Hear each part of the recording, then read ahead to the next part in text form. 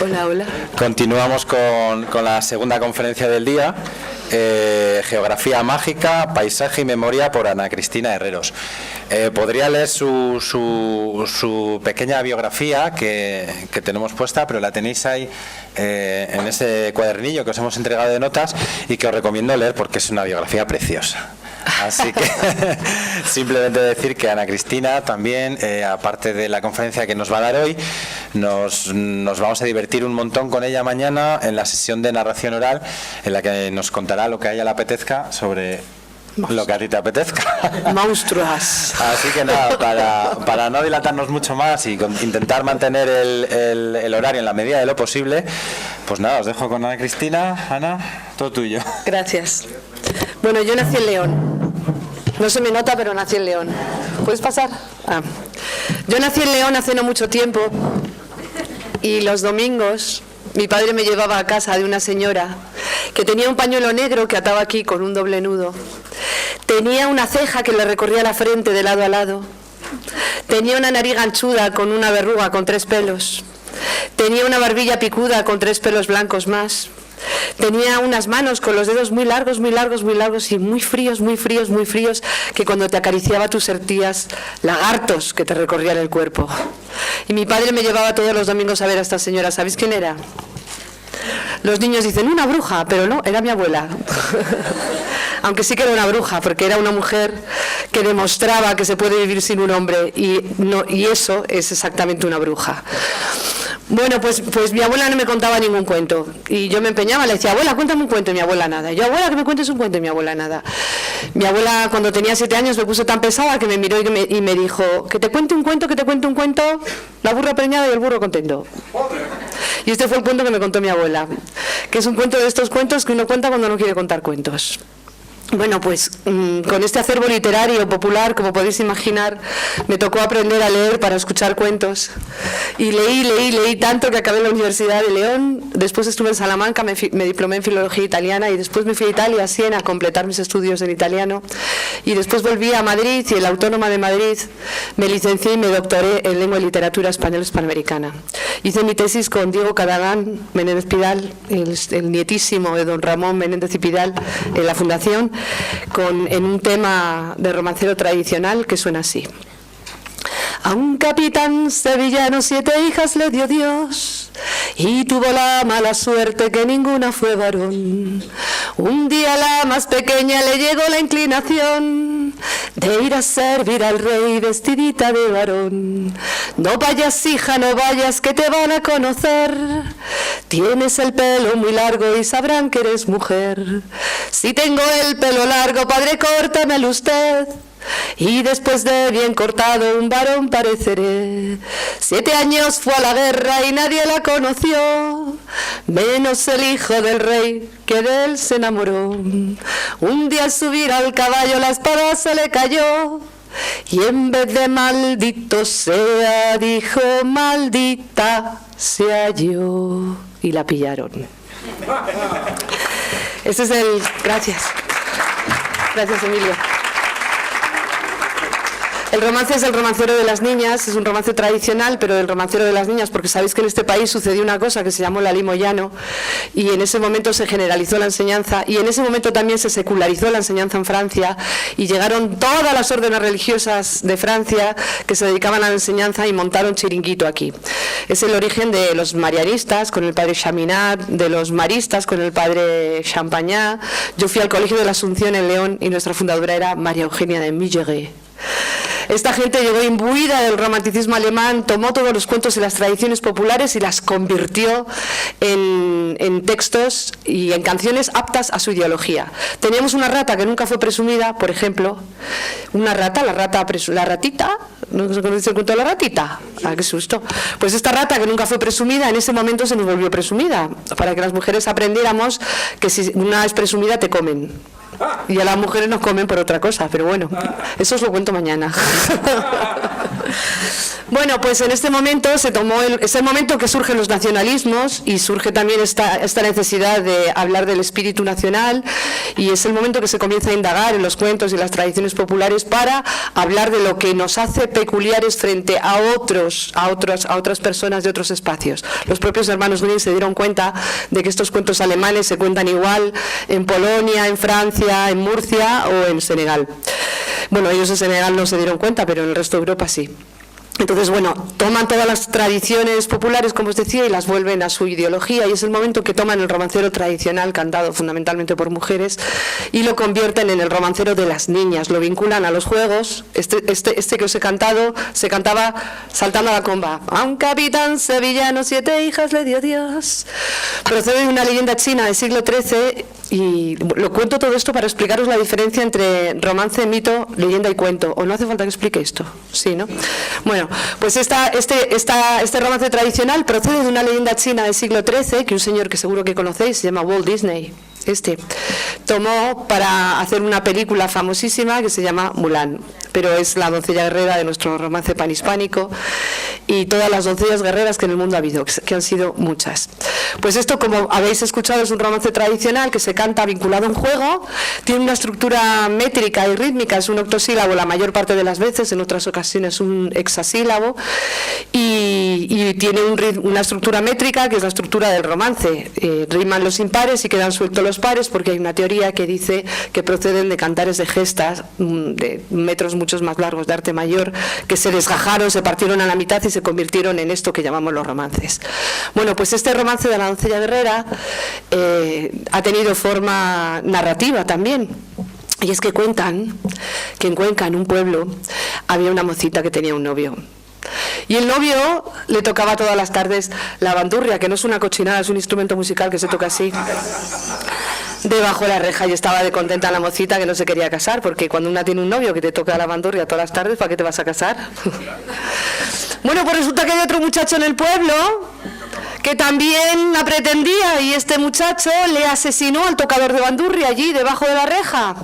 Así que ella aquella noche cogió el trabuco de su padre y salió a vengar la muerte de su novio, con tan mala suerte que pegó un trabucazo al asesino del novio y mató al asesino y a 2 amigos que con él iban. Y sabiendo que iba a ser prendida por la justicia, se vistió de hombre, y Carlota, a partir de entonces, se hizo llamar Carlos. Y cuentan que llegó a Cuenca y se puso a trabajar en una ferretería, pero resulta que el ferretero tenía una hija que se llamaba Isabel. Isabel, cuando vio aquellos labios gruesos, aquellas manos finas y aquella mirada tan dulce, se enamoró perdidamente de Carlos.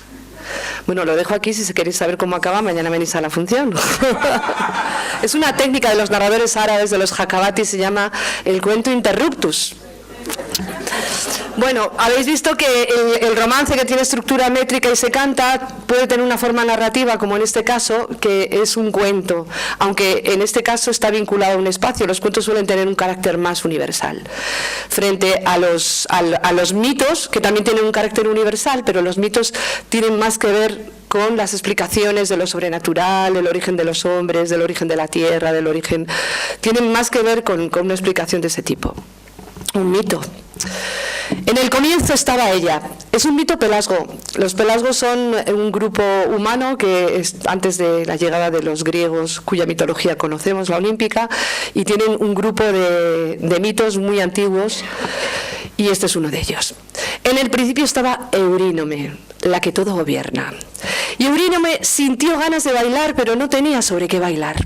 Así que separó el abajo del arriba y creó el suelo y el cielo. Y sobre las olas del mar comenzó a bailar Eurínome, la que todo gobierna. Con su movimiento circular generó el viento del norte. Y a él le entregó una pesada capa de nubes para que se cubriera y una tronante espada para que se anunciara. Y comenzó a bailar en la dirección opuesta y creó al viento de sur.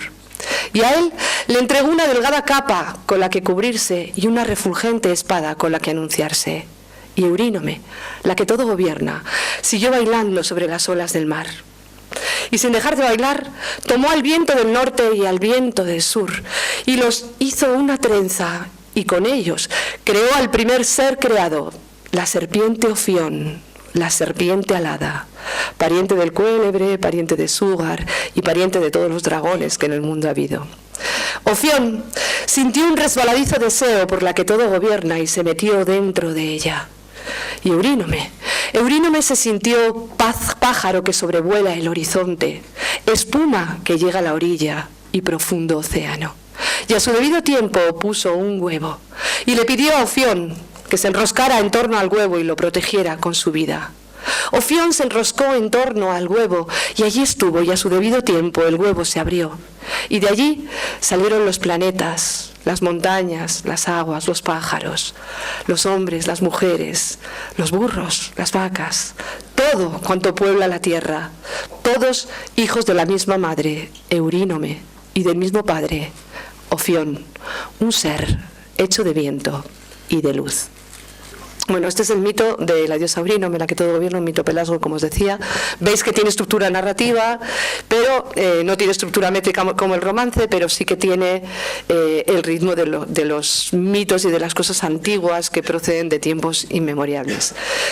Los mitos hablan de eso, del origen de la tierra, del origen de las aguas, del origen del hombre. Son cuentos creacionales que hablan de la creación de las cosas. Bueno, hemos visto un romance, hemos visto un cuento y hemos visto un mito y nos falta la leyenda. Pues cuentan que en Gran Canaria, cuando llegaron los castellanos allá por el siglo XV, entablaron una lucha desigual contra los aborígenes. Y el jefe de los aborígenes murió después de haber luchado valientemente contra los castellanos. Su hija Naira lo encontró muerto, así que tomó la ropa con la que se vestía para luchar y Naira se disfrazó de guerrero. Y dicen que luchó valerosamente contra los castellanos, pero como los castellanos eran más en número y venían mejor pertrechados, vencieron a los aborígenes y conquistaron Gran Canaria. Y cuentan que también tomaron a Naira como esclava. Y cuando fueron a matarla, la desnudaron y entonces pudieron ver que Naira no era un guerrero, era una guerrera, una doncella guerrera. Así que la metieron dentro de una jaula y dentro de un barco partió rumbo a Valencia para formar parte de la servidumbre de una gran señora.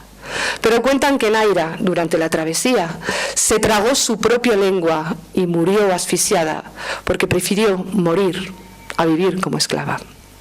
Bueno, veis, esto es una leyenda, está referido a un territorio particular, tiene que ver con hechos históricos que se cuentan de una manera legendaria, o sea que tiene un vínculo con la realidad, pero se cuenta de una manera narrativa. A veces las leyendas tienen simplemente, son una mera noticia y no tienen un desarrollo narrativo como tal. De hecho, hay muchas leyendas sobre el lago de Sanabria que simplemente cuentan que los sanabreses eran gente avariciosa en aquella época, ahora no. Y que entonces bajó un ser sobrenatural, que a veces es Jesús de Nazaret, otras veces es San Pedro y a veces la mismísima Virgen, pidió posada y no le dieron. Y entonces les anegó el valle y salvó solamente a la familia pobre, a la familia humilde que le había dado cobijo. Así fue como se formó también un lago en León, que ahora mismo no me acuerdo de cómo se llama, no importa. No. Isoba, el lago de Isoba, gracias. El lago de Isoba se formó en León gracias a un episodio también. A fuerza de inundación hemos aprendido en el norte a ser hospitalarios. De hecho hay un versito, húndase Isoba menos la casa de la pecadora, porque la que le dio cobijo a Jesús de Nazaret en traje de peregrino fue la prostituta que vivía fuera del pueblo. Siempre son los excluidos los que acaban venciendo y salvándose de la inundación frente a los que viven en el pueblo, que suelen ser así de carácter más agarrado. Bueno, pues ya hemos visto la diferencia entre cuento, leyenda, mito y romance. ¿Alguien le queda alguna duda? No, ¿verdad? Bueno, pues yo venía a hablar aquí fundamentalmente de las leyendas geográficas porque el paisaje tiene memoria. En el año 2011, bueno, en el 2010 escribí un libro que se llamaba Geografía Mágica, que le dieron el premio al libro mejor editado en el 2011. En el 2009 me habían dado el mismo premio por el libro de monstruos españoles. Me lo daban un año sí, un año no. En el 2013 me compré el vestido, pero no me dieron. Bueno, y en este libro surge porque cuando yo era niña, uno de los juegos que teníamos los domingos, mis hermanos y yo, era que mi padre se tumbaba en el salón y se hacía pasar por montaña, era una cordillera. Y entonces mis hermanos y yo teníamos que escalar a mi padre. Y cuando estábamos a punto de coronar la cima de mi padre, de pronto había un terremoto y mi padre se empezaba a mover y nos caíamos todos. Entonces esta cosa de escalar seres humanos y gente es una cosa que creo que está en el origen de las leyendas tradicionales que hablan del paisaje, pero también tienen que ver con una cosa que es el anima mundi, sentir que la naturaleza, que la tierra está dotada de alma. Hacemos que el paisaje tenga alma humana y la sentimos como humana porque necesitamos poder entenderla y necesitamos sentirla como algo propicio, como algo que está cerca de nosotros, no como algo que de pronto tiembla y se nos caen las casas o se nos anega y nos hunde la casa. Entonces necesitamos sentir que esa tierra es nuestra hermana. De ahí surge la necesidad de ponerle nombre a los espacios geográficos y también de ponerle historia. También surge de la necesidad de recordar, porque solamente recordamos aquello que tiene nombre y solamente podemos recordar aquello a lo que le ponemos una historia. Las cosas que no tienen historia y las cosas que no tienen nombre son más difíciles de recordar. Por eso la gente desde tiempos inmemoriales le puso nombre a la geografía y no solamente eso, también confirió a las montañas, a los lagos, a los desfiladeros, a los estrechos de una historia. Bueno, este es un mapa mágico de España, este que estáis viendo ahí en la pantalla, que son las guardas de la geografía mágica. Las ilustraciones son de un chico gallego que se llama Carlos Arrojo, que recibió un premio por este libro también, por las ilustraciones. Yo buscaba un ilustrador que pintara la tierra como algo humano y me encontré con este chico que había hecho un cartel del Camino de Santiago y había llenado la capa del peregrino de paisajes. Entonces me pareció tan imponente que decidí elegirlo para hacer esta geografía mágica, que podría llamarse geografía humana y que realmente no es una geografía sino una geología, porque no habla de lugares mágicos, habla de cómo se configuró el paisaje, pero desde el punto de vista de las leyendas tradicionales. No contiene lugares mágicos, sino que habla de eso, porque nuestro paisaje, como el paisaje de todo el mundo, se configuró con mucha magia y con mucho amor, que es otra forma de decir magia. Bueno, a veces cuando me invitan en algún centro escolar les explican geografía política y geografía física y luego llego yo y les explico geografía mágica, que es súper importante para recordar también dónde están los accidentes geográficos. Además hay una cosa importante con el tema de la geografía y de los nombres geográficos y de las leyendas geográficas, y es que el paisaje guarda memoria de la gente que pasó.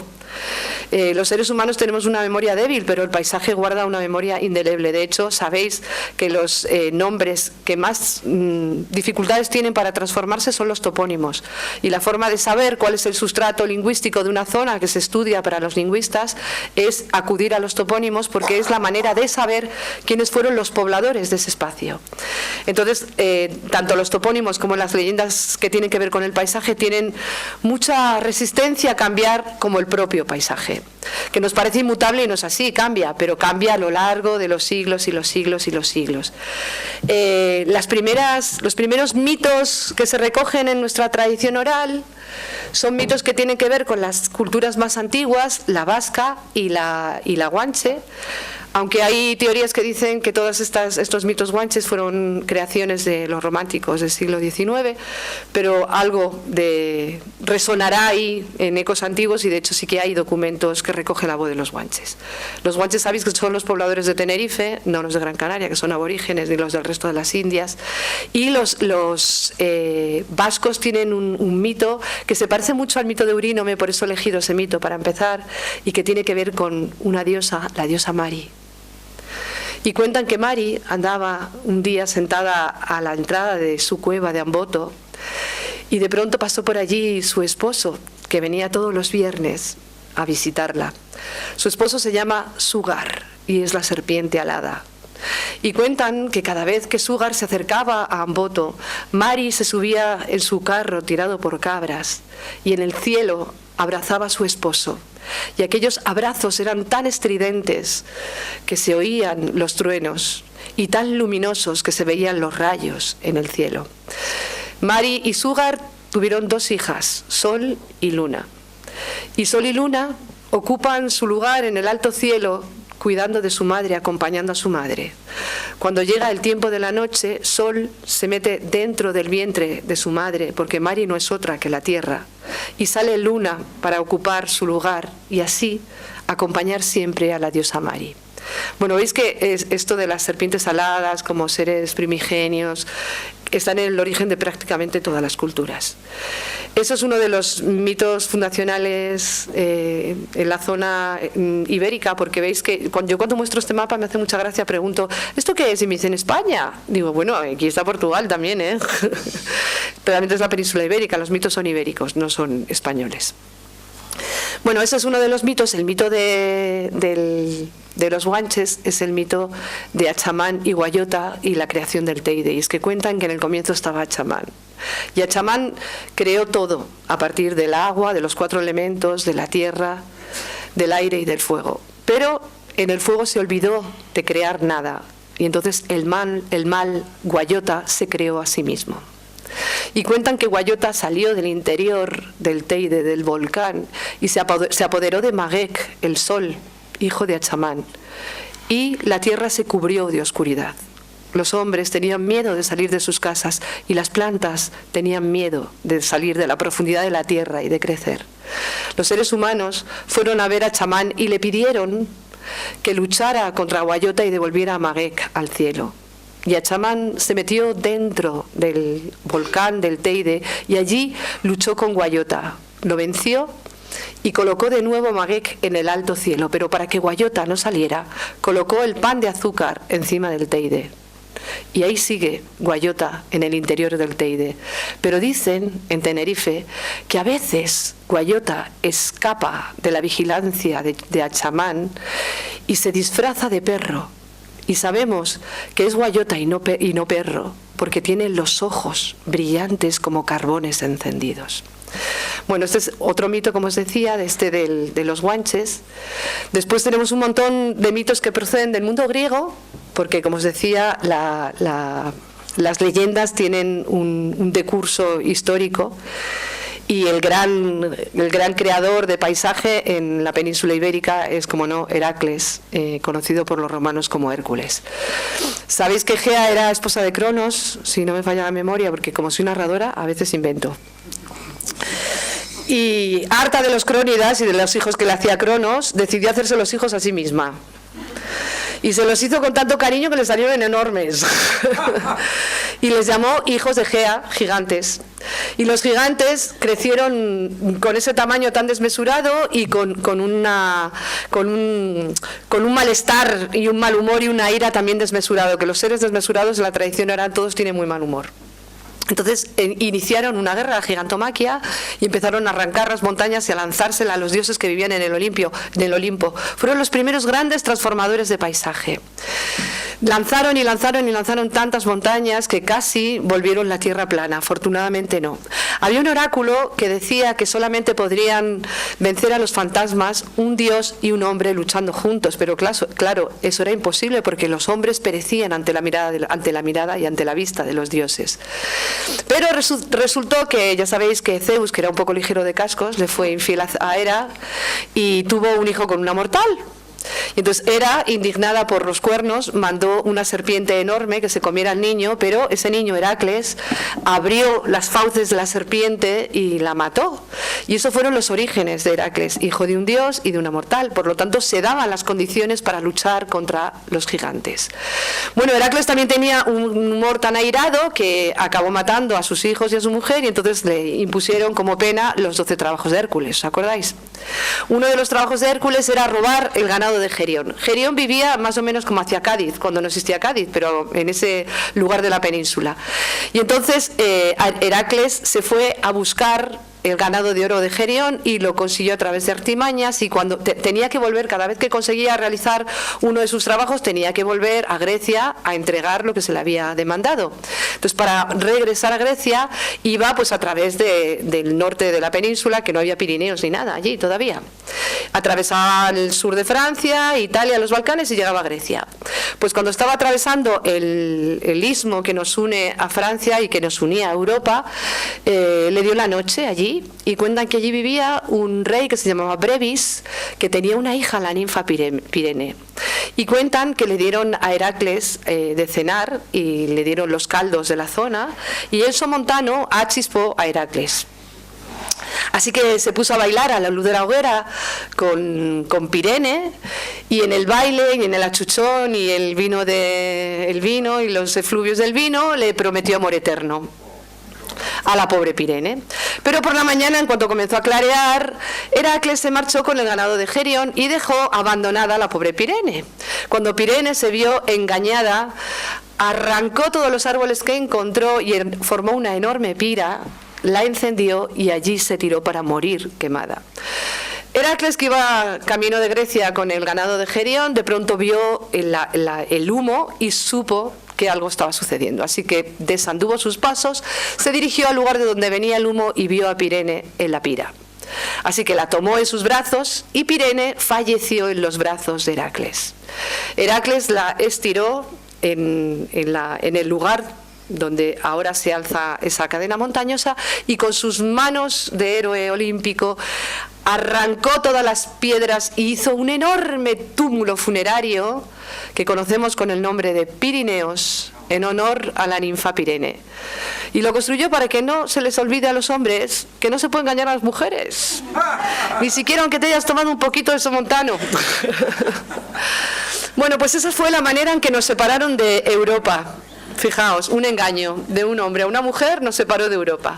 Pero el propio Heracles fue también quien nos separó de África, porque antes esta cosa de la Pangea también se refleja en las leyendas tradicionales, y España, bueno, la península ibérica, perdón, y África formaban todo un uno, no estaban separadas. Pero sabéis que uno de los trabajos de Hércules fue robar las manzanas. Ay, que yo tenía aquí, del Jardín de las Hespérides, tenía yo aquí la foto de Heracles para que lo conocierais. Heracles. Bueno, pues uno es Ladón, es una serpiente que tiene 100 cabezas y con cada cabeza habla una lengua distinta. Fijaos, 100 lenguas hablaba esta serpiente de 100 cabezas.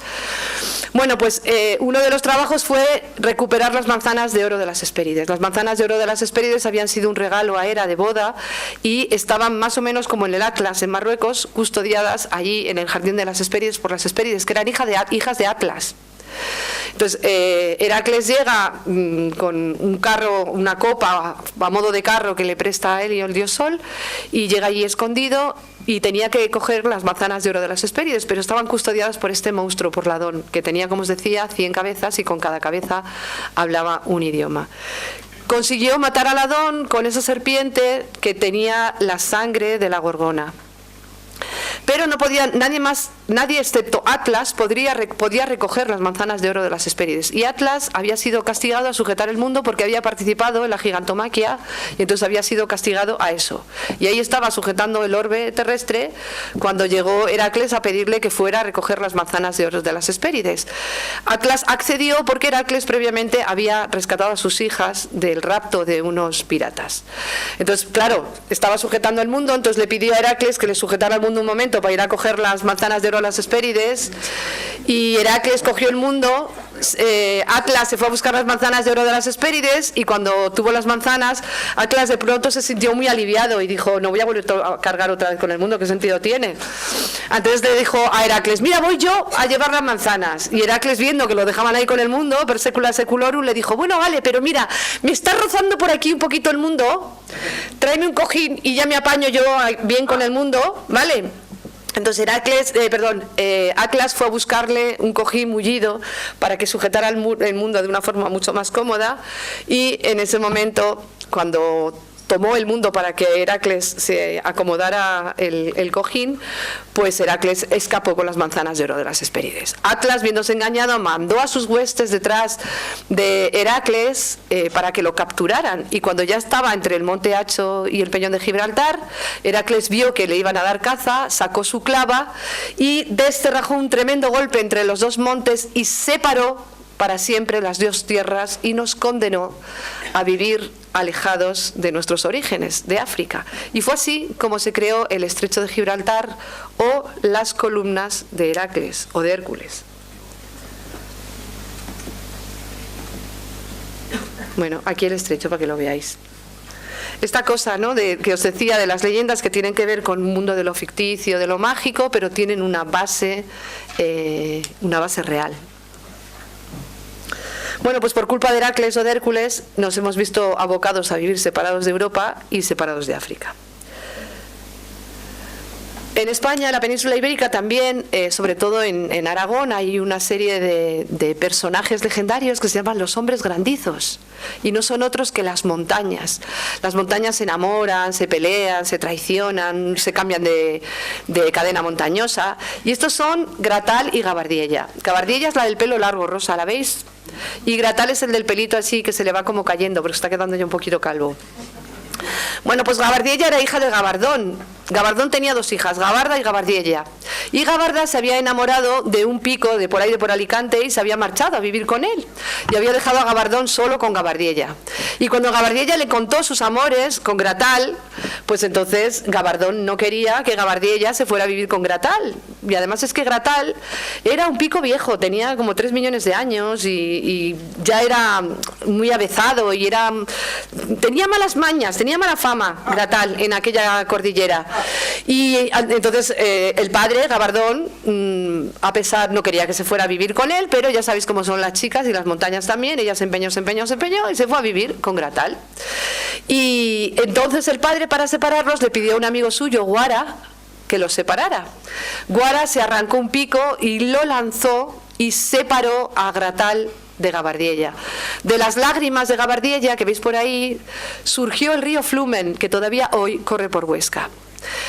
Pero Gratal, indignado por la separación de su amada, una noche que andaba Guara despistado, se arrancó un pico, se lo lanzó a Guara y lo mató.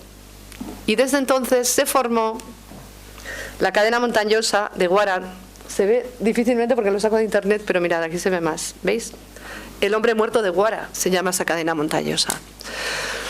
Porque toda esta imaginación, de las montañas como gigantes yaciendo muertos tiene mucho que ver con toda la imaginación del mundo griego, pero incluso no solamente del griego porque es el más prominente y del que más textos, digamos, nos han llegado, pero es una imaginación universal que tiene que ver con esto que os contaba del anima mundi, de sentir que la tierra está dotada de alma.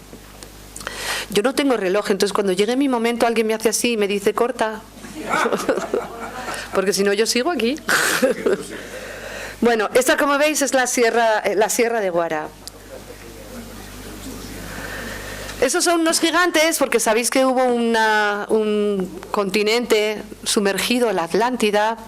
En el momento que se separó España de África, y que Heracles separó España de África, cuentan que en ese momento el Mediterráneo vertió sus aguas sobre el Atlántico, que el Mediterráneo era más alto y tenía más agua, y en ese momento aparecieron las islas griegas y las Cícladas sobre todo, y en ese momento también se sumergió la Atlántida. Se sumergió la Atlántida, pero sus pobladores, los atlantes, unos gigantes, permanecieron durante mucho tiempo en la imaginación popular y vivían ahí cerca del Atlas, como os decía, y estos son unos atlantes que están formando las Islas Canarias, las 7 Islas Canarias, o las 8 si consideramos la graciosa. Entonces cuentan que se iban a trabajar de día y entonces uno hacía un pico, otro le ponía un arbolito por aquí, un arbolito por allá, otro hacía un barranco, otro hacía ríos, no, porque no tienen, otro hacía una playa, otro metía un dedo y hacía un golfo, y por las noches se reunían todos ellos a descansar en la misma isla, en Fuerteventura. Y por esa razón Fuerteventura se llama la Isla Plana. Del culo de los gigantes se quedó plana Fuerteventura. Miradla. Gracias a eso también tienen una afluencia turística impresionante. Ese es el origen de la Isla Plana, como os decía. A ver, que me quito la gafa y luego no veo. Bueno, ¿esta cuál es? La mujer muerta en Segovia. La mujer muerta de Segovia, que tiene un montón de leyendas, pero una de ellas es que, bueno, también en una aparece Heracles, pero la más extendida es un padre que quería impedir los amores de su hija con un muchacho, y entonces ella se mató, y al día siguiente apareció en el perfil de la montaña la figura de una mujer muerta. Hay otra que dice que dos hermanos se peleaban y la madre, para detener la pelea de los dos hermanos, se inmoló, se mató, y al día siguiente apareció en el perfil de la montaña. Aquí está nevada, ¿veis? La mujer muerta, ¿la veis? Y aquí está la cara de la mujer muerta. Bueno, pues estas son algunas de las leyendas que forman parte del paisaje geográfico de nuestra península. Hay muchas otras, porque, como os decía, el paisaje guarda memoria de la historia. Hemos visto alguna griega, hay alguna romana en la zona de La Rioja, la piedra de Sansón, de una piedra que tira Sansón. Heracles también es el responsable de una montaña que hay en Aragón, porque cuentan que cuando venía justamente con el ganado del Gerión y antes de llegar a la zona donde vivía Brevis y encontrarse con Pirene, pasó a visitar a un pariente suyo que se llamaba Caco, un gigante que vivía en Aragón, con su hermana, que ¿sabéis cómo se llamaba? Caca. Y pasó Heracles con el ganado de Gerión y encontró a Caca arando la tierra con una yunta de bueyes, y le preguntó a Caca dónde vivía Caco, y Caca levantó los bueyes y la yunta y señaló. Y se fue Heracles al lugar donde vivía Caco. Caco lo agasajó con... Caco era muy, ¿cómo decirlo?, muy ávido de lo ajeno. De ahí se ha quedado la palabra caco para designar al ladrón, pero viene una palabra griega, kakos, kake, kakon, que significa malo. Bueno, pues Caco agasajó, como os decía, a Heracles, también lo emborrachó, que a Heracles le gustaba mucho el vinillo de la zona. Y entonces le quitó parte del ganado de Gerión. Cuando Heracles se despertó y fue a tomar su ganado para marcharse a Grecia, a llevar el ganado de Gerión, iba caminando y de pronto escuchó de dentro de una roca unos mugidos como de vaca, que contestaban a los mugidos de su propio ganado. Y supo que Caco le había sustraído parte de su ganado. Así que con sus enormes manos de héroe apartó las montañas y encontró al ganado que Caco le había sustraído. Entonces comenzó a luchar con Caco, lanzándole todo tipo de piedras, lo mató y erigió un túmulo funerario también en honor a Caco, que se llama Moncaco o Moncayo. Bueno, pues ese es el origen legendario también del Moncayo, y ahí también tiene que ver Heracles o Hércules con el asunto. Pero no solamente los gigantes griegos y romanos modificaron nuestro paisaje, luego sucedió esta cosa increíble, ¿no?, de la Reconquista, y aparecieron los textos, apareció lo carolingio, y hay un héroe de Carlomagno que también ha dado lugar a muchas transformaciones del paisaje, también vinculado con un gigante que es Roldán. Y de hecho sabéis que hay la brecha de Roldán, en la pisada de Roldán también hay muchos lugares, accidentes, o sea, fenómenos geográficos, porque no son exactamente accidentes geográficos, son como hendiduras en la piedra que parecen un pie y son la pisada de Roldán. La brecha de Roldán, que está en los Pirineos, sabéis que los vascos atacaron a los franceses a piedras porque no tenían otro, y consiguieron echar a los franceses a pedradas de su espacio, y entonces Roldán se había batido mucho antes de llegar a su tierra, pero como quería morir viendo Francia, lanzó su espada y abrió una tajada una brecha en la montaña, que es la brecha de Roldán. Pero en la Marina Alicantina existe una leyenda de un gigante, el gigante Roldán, que llegó a la Marina Alicantina y se instaló en un pueblo. Pero resulta que cada vez que salía de casa pisaba la casa de algún vecino y la destrozaba. Así que se reunió el ayuntamiento en pleno municipal y decidieron que tenía que irse del pueblo, porque el de urbanismo estaba ya harto. Y lo mandaron al monte, a un lugar donde había una cueva, había una fuente, y para que se valiera le dieron un montón de ovejas, que los gigantes siempre han sido pastores también. Entonces para allá que se fue a la montaña, y allí estaba él con sus ovejas, en su cueva, viviendo de pastorear las ovejas, alimentándose con su carne, con su leche y cubriéndose con su lana, cuando conoció a una muchacha de la marina alicantina y se enamoró. Y la muchacha se enamoró también del gigante, de ese gigante así que hablaba con acento francés, y nada, se casaron, y entonces ya fue aceptado por la comunidad. Pero cuentan que a pesar de que ella le pidió que se establecieran en el pueblo, él siguió viviendo allí en la montaña, y todos los días se iba a pastorear sus ovejas. Pero un día se encontró con una especie de figura humana, aunque no supo muy bien si era un hombre o no, porque iba tapado con una capa como de peregrino, escondía su rostro y su cuerpo debajo de aquella enorme capa, y este hombre le dijo que en cuanto el sol se escondiera por detrás del horizonte, su mujer moriría. Y como él quería despedirse de ella antes de que ella se muriera, bajó dando grandes zancadas, pero vio cómo se iba metiendo el sol por el horizonte. Así que de una patada le pegó una patada tal al pico del monte de Finestrat que destrozó la montaña, y el pico de la montaña cayó en el mar, que es la isla que hay enfrente de Benidorm. Y así fue como consiguió con unos minutos más para llegar a su casa y poder despedirse de su esposa. Cuentan que la tomó en sus brazos, se fue al peñasco que se había desgajado de la montaña y había caído al mar, allí la depositó, y él se abrazó a aquel trocito de tierra, y allí murió velando a su esposa, que también murió. Y este es el origen, se llama la tajada o la patada de Roldán, y da origen a la isla de Benidorm, como os decía, y a una montaña que tiene en la cima trunca, y que dicen que fue debido a la patada de este gigante. ¿Veis que en todas las leyendas hay mucho amor? Porque es que el amor es lo que configura al final, el amor mueve montañas, ¿no? Pues efectivamente así es.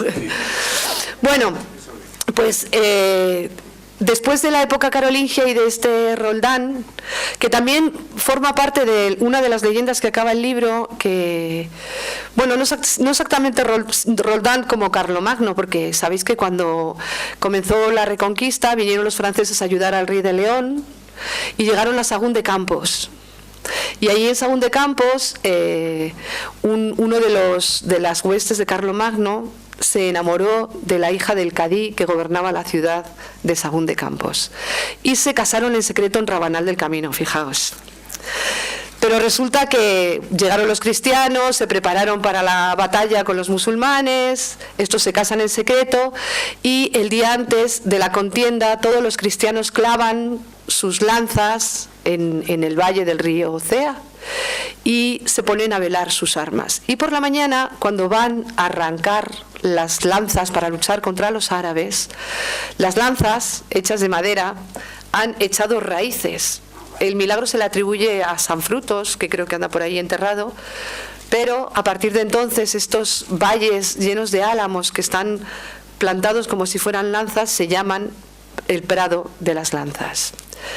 Bueno, esta leyenda, como os decía, también pertenece al ciclo carolingio, lo mismo que la leyenda, todas las leyendas de Roldán, la tajada de Roldán, la patada de Roldán y todas esas. Luego llega la Contrarreforma y los santos se ocupan también de transformar el paisaje. En la cordillera, en el sistema central, hay un pico que se llama el Montón de Trigo, y cuentan que por allí había un santo eremita y que pasó un peregrino y el santo le pidió que compartiera sus viandas con él, pero el peregrino no quiso compartir, y entonces el santo le dijo al peregrino, pues ojalá, porque no era un peregrino, era un campesino que vivía por allí, que estaba labrando el campo, ojalá toda aquella montaña que tienes de trigo se te convierta en piedra para que este invierno pases hambre. Y fue como la montaña de cereal del campesino se convirtió en tierra y ha formado pues una formación montañosa que hay en el sistema central, que se llama la montaña de trigo. Bueno, pues como os decía, la Contrarreforma es una gran configuradora de paisaje también, pero luego sucede la expulsión de los árabes y se van, pero se quedan formando parte del paisaje. Y hay un montón de accidentes geográficos que se llaman, como el Benacantil de Alicante, la cara del Moro, que es una historia también de amor. Es la hija del cadí de Alicante que se enamora de un cristiano y se ven en secreto. pero el padre descubre los amores ilícitos y ocultos de su hija y encarcela al cristiano. Y lo va a colgar, porque a todo esto además le ha buscado marido a su hija en un gerifalte de Damasco que viene a casarse con ella, pero ella quiere a su cristiano. Y entonces el padre le dice que lo liberará solamente si por la mañana aparece el campo nevado. Y es mayo, y fijaos, en Alicante no nieva ni en diciembre. Pero cuando se levantan al día siguiente está todo el campo blanco porque han florecido los almendros. El rey no cumple con el cadí no cumple con su promesa y ahorca al cristiano. Y entonces la hija, cuando lo ve, se abraza al cadáver de su amor y se lanza por el acantilado. Y el padre, viendo lo que ha ocasionado no haber cumplido con su palabra, se lanza también al acantilado detrás de su hija y su cara se queda grabada en la montaña para ser azotada por los vientos, para que todo el mundo no se olvide de que las promesas que se hacen hay que cumplirlas. Bueno, pues este es el origen, como os decía, del Benacantil de Alicante, que se llama también la Cara del Moro. Pero hay otros muchísimos accidentes geográficos que tienen que ver con el mundo árabe. El Barranco de la Mora, la Cueva del Moro, la Cueva de la Mora, etcétera, y que tienen que ver con esa necesidad de memoria que tiene el paisaje de recordar la gente que ha pasado por aquí. Y así como para acabar y abrir el turno de preguntas, que creo que ya me va llegando la hora, ¿o no? ¿Cómo estamos, Diebra? Por ahí. -5. ¿Y tengo que acabar en punto? Entonces ya acabamos. Ah, vale. Hubo un tiempo en que hombres y mujeres sentían la tierra como si fuese un ser más, con vida propia.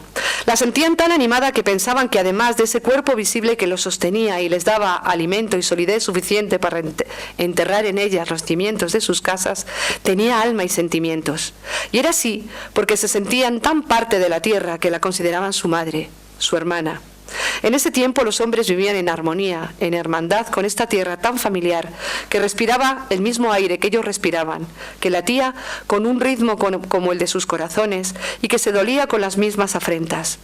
En este tiempo los hombres y las mujeres se sentían protegidos por aquella madre tierra, porque de ella habían salido y a su vientre volverían cuando acabase su tiempo. La vida y la muerte no eran contrarias, sino complementarias, dos caras de la misma moneda, dos partes del mismo ciclo vital.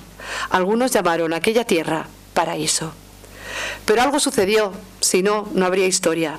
No se sabe si fue porque la soberbia, que es eso que les pasa a quienes creen ser más que nadie, comenzó a anidar en el pecho del hombre. Dicen que antes anidó en el de la mujer, que le hizo caso a una serpiente y deseó comer una manzana que le daría todo el conocimiento. Quizá fuese porque alguien empezó a decir: esto es mío, mío, mío y solo mío, y para que quedase claro de quién era aquello, puso cercas y puertas al monte. O porque se acabó el amor, que es eso que nos hace pensar en el otro más que en nosotros mismos.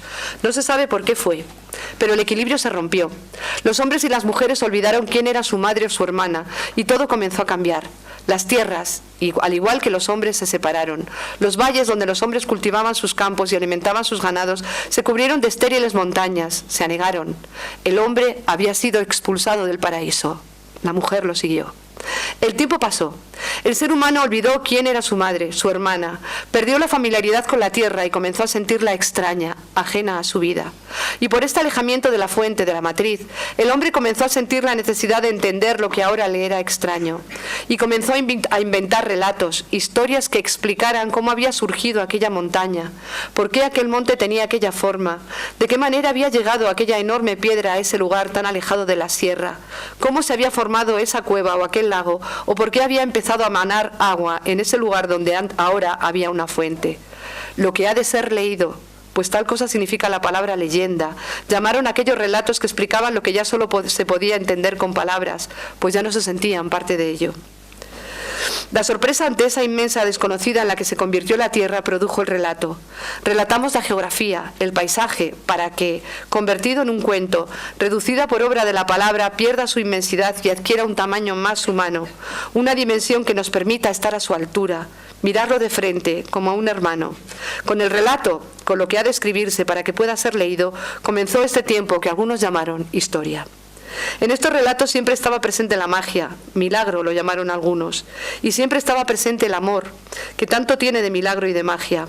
¿Cómo, si no, podría explicarse que aquella montaña tuviese la forma de una mujer dormida o muerta, que aquella otra pareciese un montón de trigo, o que cuando sopla el viento escuchemos un sonido como de mugido que parece salir de lo más profundo del lago? Y en su deseo de explicar tanta magia, tanto milagro, imaginaron gigantes, diablos, santos justicieros, encantadas y seres fabulosos que amaban y odiaban. ¿Qué, si no, habría sido capaz de levantar o mover aquellas inmensas moles de piedra, de lanzar aquellos gigantescos peñascos tan lejos, de excavar aquellos agujeros en la montaña, de llenar los valles de agua hasta formar inmensos lagos, de hacer manar una fuente de las profundidades de la tierra?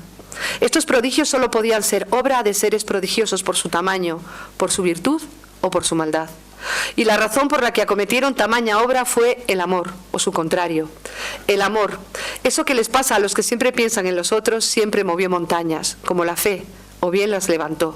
Pero el desamor también tuvo mucho que ver en la configuración del paisaje. La avaricia, eso que les pasa a los que nunca piensan en otros, acabó con la caridad, con el amor a los demás. Para castigar a los hombres que se dejaron seducir por el demonio, de la avaricia se sumergieron las tierras. De este cataclismo nos quedan los lagos, cuyas aguas se precipitaron contra los avariciosos, sepultándolos cuando menos lo esperaban. Con esa sorpresa con la que siempre suceden los accidentes, también los geográficos. Algunos lo llamaron diluvio. Pero quizá algún día haya un tiempo en que volvamos a recuperar la hermandad olvidada, el equilibrio perdido, en el que volvamos a encontrar el amor. Quizá entonces, como sucedía en los comienzos de la vida, los continentes se vuelvan a unir en una sola tierra y los hombres en una sola familia. Quizá entonces broten ramas y raíces a las armas que impiden el que sean levantadas contra el otro, porque ya no serán armas, sino árboles, vida. Quizá haya un tiempo en el que seamos capaces de hacer de esta tierra otra vez un paraíso. Gracias.